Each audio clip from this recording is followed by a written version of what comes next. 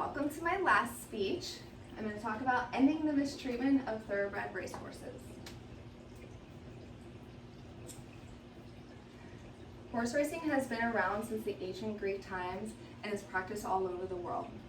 But the sport of horse racing has been lost and is now a multi-billion-dollar industry that is costing the lives of thousands of horses every year. All of us have at least seen a horse race or two on the television, from the Kentucky Derby to the Triple Crown. But not many people know of the horrors that go into the breeding, training, and the everyday lives of these young thoroughbreds.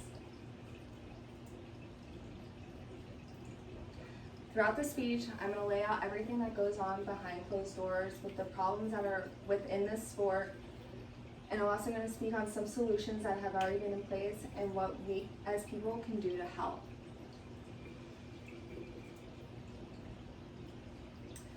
First, we're going to examine some of the problems within the horse racing industry. And according to an article entitled, "What are the animal welfare issues with the thoroughbred horse racing?" by Kay Crawford, she writes that in order to increase the chance of finding the winning champion, the racing industry depends on breeding a high number of horses, which causes a high turnover rate. When horses leave the industry prematurely for any reason like injury, illness, behavior problems, or just failing to win, they are considered wastage. Wastage in the racing industry leads to the fate of many horses.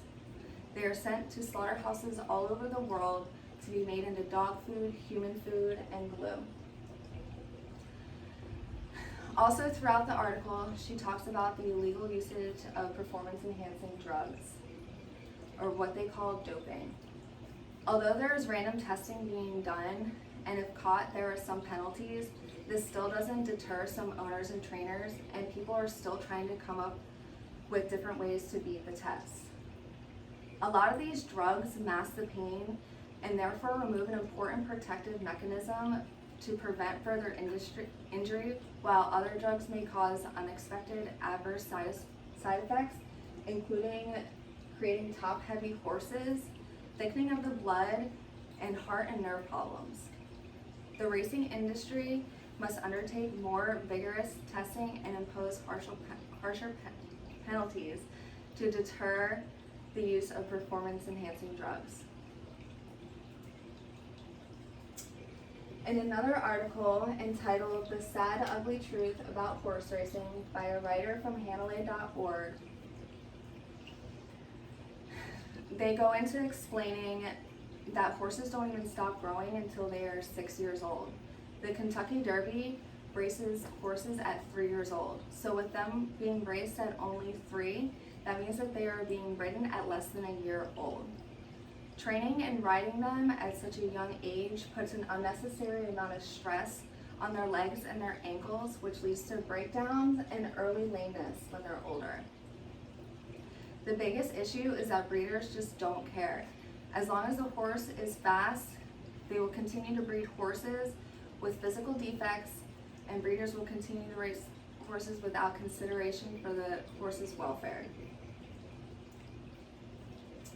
Next, I'm going to tell you some solutions, and in an article entitled "Detection of the Secondary Biomarker of MET-EGH" by Emmeline Chu Van, he goes on to explain that the steroid MET-EGH is worldwide suspected to be administered to racehorses as a doping agent.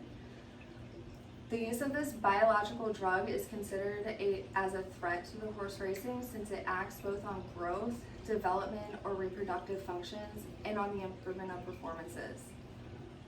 With knowing this, scientists have come up with 2 reliable techniques: the SPRBIA and the ELISA.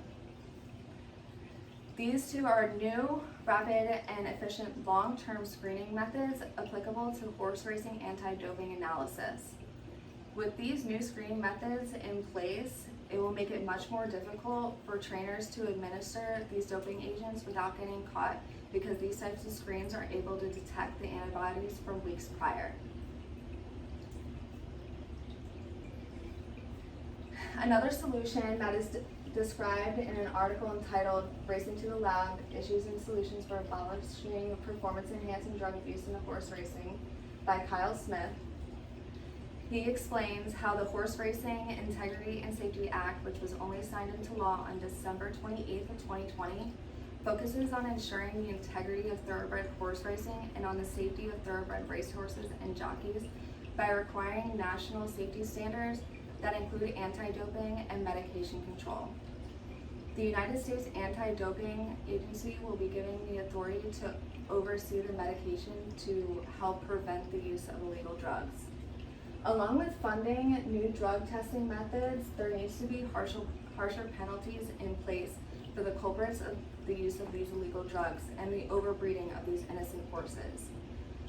And until recently, trainers and owners have simply gotten a slap on the wrist and a couple $1 million fines, which is just chump change to them. There needs to be jail sentences and losses of licenses to race these horses.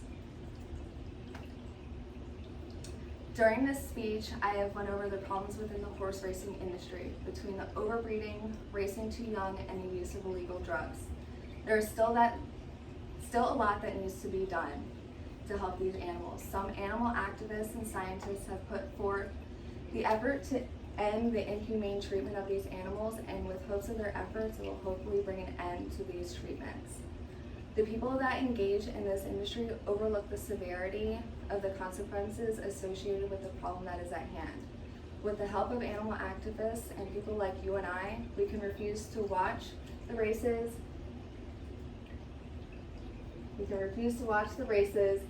Not engage in betting, and speak out for the animals who don't have a voice. And your thing, Dad.